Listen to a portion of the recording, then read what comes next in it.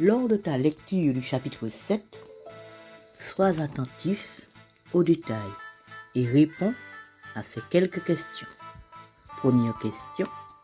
Qu'est-ce qui a poussé Perceval à affronter Clamadeu des Îles? Deuxième question. Que réclame Clamadeu des Îles à Blanchefleur? Troisième question. Perceval se laisse-t-il impressionné par Clamadeu des Îles? Quatrième question. Quelles armes sont successivement utilisées lors du combat singulier? Cinquième question. Qu'est-ce qui montre la violence du combat?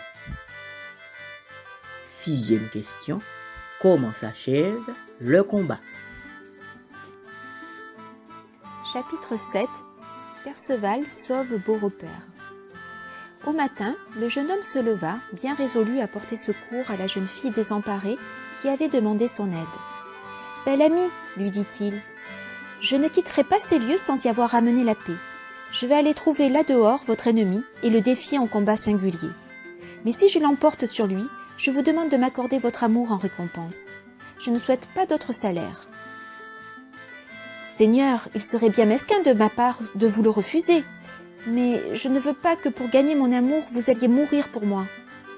Ce serait un bien grand dommage, car vous êtes trop jeune pour livrer bataille à un chevalier tel que Clamadeu des Îles.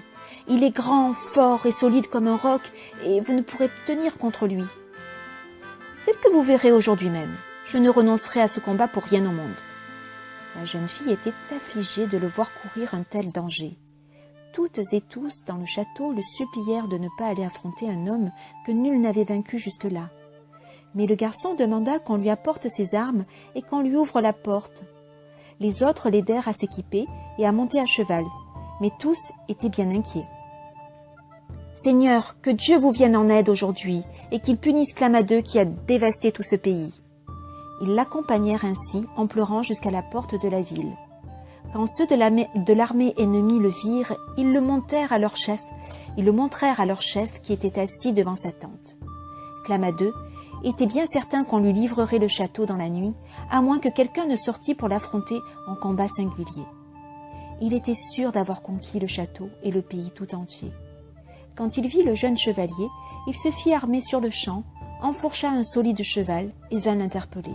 « Jeune homme, qui t'envoie ici ? Et toi, que fais-tu sur cette terre? Pourquoi as-tu tué tous ces chevaliers et dévasté le pays ?» L'autre répondit, plein d'orgueil et d'arrogance. « Qu'on vide le château aujourd'hui même et que la demoiselle me soit livrée. Voilà ma volonté. »« Maudit sois-tu, tu vas devoir changer de discours. » Le jeune homme en eut alors assez et mit sa lance en position. Les adversaires s'élancèrent au galop, l'un vers l'autre, sans plus de défis ni de discours. Chacun tenait une lance solide au fer tranchant. Les chevaliers étaient robustes et se haïssaient à mort. Les lances volèrent en éclats et ils se retrouvèrent à terre désarçonnés. Remontant à cheval aussitôt, ils se précipitèrent l'un contre l'autre, plus féroces que des sangliers. La colère et la rage rendaient terribles les coups d'épée qu'ils se donnaient sur leurs hommes et leurs écus. Mais à la fin, Clamadeu tomba au sol, blessé au bras et au côté. Le jeune homme mit pied à terre et courut vers lui, l'épée levée. Il l'aurait bien tué, mais Clamadeu cria « Merci !» et le jeune homme se souvint alors de la parole de Gornement. Ne jamais tuer un adversaire vaincu qui demande grâce. Il écouta donc Clamadeu plaider sa cause. « Ne sois pas cruel, mon ami, au point de me refuser ta grâce. Je le reconnais solennellement, tu l'as emporté sur moi, car tu es un excellent chevalier. Mais si tu me tues, personne ne voudra croire que tu aies pu me vaincre tout seul en combat loyal, car je suis un chevalier très réputé. Il vaut donc mieux que tu me laisses la vie, et je pourrai témoigner de ta victoire. On croira en ma parole, et ta gloire sera grande. Et si tu as un seigneur à qui tu dois reconnaissance pour un don ou un service, envoie-moi auprès de lui. J'irai me constituer prisonnier, et le servirai fidèlement. Je ne demande pas mieux. Sais-tu où tu vas aller? À ce château. Tu te mettras à la merci de la belle jeune fille qui est mon amie, et tu ne chercheras plus jamais à lui nuire. « Tu veux ma mort ?» répondit l'autre. Elle m'arracherait la vie si elle me tenait, car j'ai moi-même tué de nombreux chevaliers de son domaine. N'as-tu donc pas un autre ami ?» Alors le jeune homme lui proposa de se rendre chez le noble seigneur Gornement, qu'il avait reçu dans son magnifique château. Mais reconnaissant ce nom, son adversaire s'écria « C'est un lieu plus redoutable encore. Au cours de cette guerre, j'ai tué l'un des frères de ce seigneur. Tue-moi plutôt toi-même, car si tu m'envoies là-bas, ma mort est assurée. » Tu iras donc alors dans l'état où tu es à la cour du bon roi Arthur. Tu le salueras de ma part et tu le feras présenter la jeune fille que le sénéchal Queux a frappée parce qu'elle avait ri en me voyant. C'est à elle que tu te rendras prisonnier et tu lui diras bien que, s'il plaît à Dieu, je la vengerai de l'affront qu'elle a subi à cause de moi. Clamadeux accepta toutes ces conditions.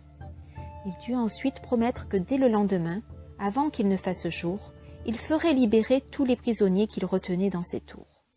Il jura donc que, plus jamais que toute sa vie, ni lui ni son armée ne chercheraient à nuire à la châtelaine de Beaurepaire. Le chevalier vainqueur s'en retourna au château. Tous les habitants vinrent à sa rencontre pour lui faire fête et l'honorer. Leur seul regret était de ne pas pouvoir tenir le vaincu. « Pourquoi, Seigneur, ne l'avez-vous pas amené ici ? Pourquoi ne pas lui avoir coupé la tête ? Par ma foi, Seigneur, j'aurais mal agi en vous le livrant. Il aurait connu ici un triste sort. Quant à le tuer, ça aurait été une action bien basse, car il m'avait demandé grâce. Je l'ai donc envoyé prisonnier à la cour du roi Arthur.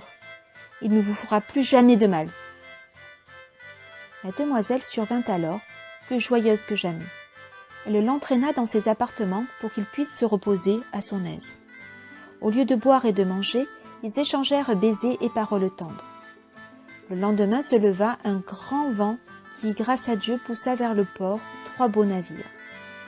C'étaient des marchands qui avaient à vendre tout ce qu'on pouvait désirer: pain, vin et jambon salé, bœuf et porc à abattre, blé en quantité.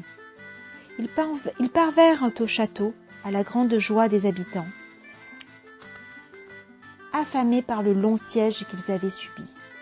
Ceux-ci laissèrent éclater leur soulagement. « Béni soit Dieu qui donna au vent la force de vous amener à bon port.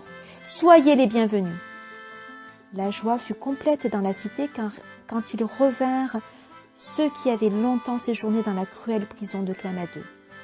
Toutes les cloches des monastères sonnaient pour remercier Dieu. Tous dansaient par les rues et les places. Le château était en liesse. Plus personne pour les attaquer ni leur faire la guerre. Clamadeux, de son côté, fit route vers Disnadaron, où le roi Arthur tenait sa cour. Quand il entra dans la grande salle, un chevalier le reconnut et s'exclama: « Seigneur, voici une aventure extraordinaire. Celui qui arrive ici, c'est Clamadeux des îles, que je connais bien, car c'est mon suzerain. Je croyais qu'il était le meilleur chevalier qu'il pût exister. Mais je vois bien, à l'état où il est, qu'il a trouvé son maître. » Clamadeux se présenta devant le roi. « Que Dieu protège le roi Arthur, le plus noble roi qui soit au monde. Écoutez donc, Seigneur, le message que j'ai à vous livrer. Cela m'est bien pénible, mais je dois reconnaître qu'un chevalier m'a vaincu et m'oblige à me rendre prisonnier à vous. J'ignore son nom, mais ce que je sais, c'est qu'il porte des armes vermeilles et déclare que c'est vous qui le lui avez donné. »« Ami, répondit le roi, dis-moi comment il se porte.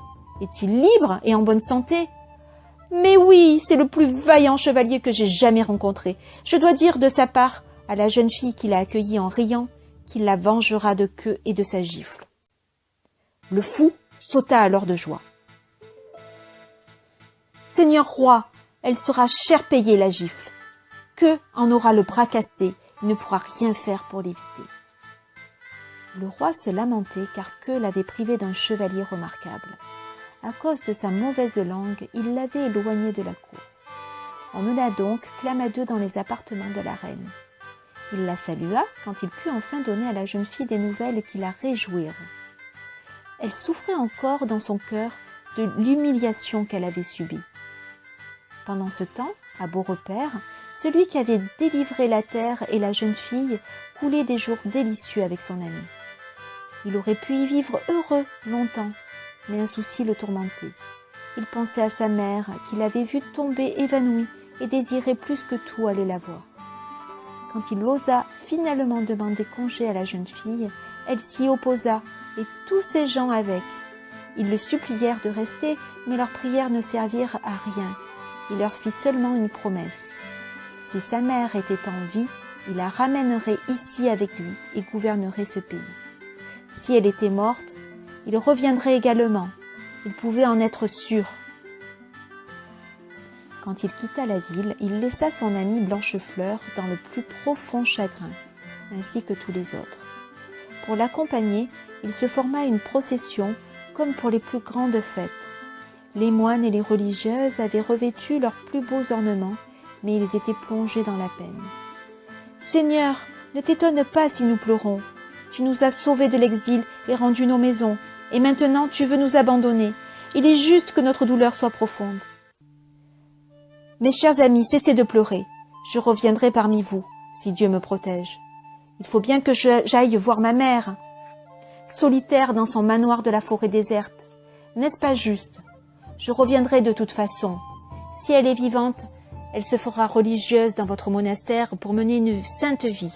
Si elle est morte, nous l'enterrerons avec les plus grands honneurs et nous prierons pour que Dieu l'accueille dans son paradis. Le jeune homme s'éloigna et tous rentrèrent dans la ville.